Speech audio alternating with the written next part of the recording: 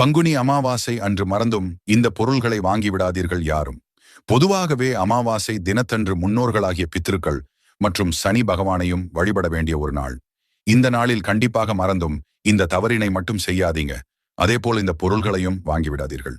அது என்ன என்று தெரிந்து கொள்ள எங்களின் இந்த முருகன் ஆராதனை வீடியோவை முழுமையாக பார்க்கவும் சப்ஸ்கிரைப் செய்து கொண்டு, துடைப்பம், மதுபானம், அசைவம், கோதுமை, எண்ணெய் மற்றும் பூஜை பொருட்கள் அமாவாசை அன்று வாங்கக்கூடாது.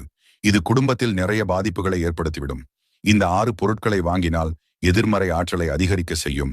எண்ணெய் சனி பகவானுக்கு தொடர்புடையது. அமாவாசை நாள் அன்று எண்ணெய் தானம் செய்தால் நல்ல பலன் கிடைக்கப்பெறும்.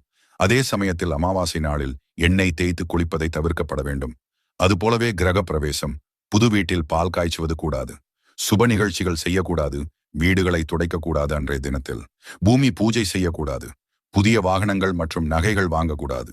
கோவிலில் பிரசாதமாக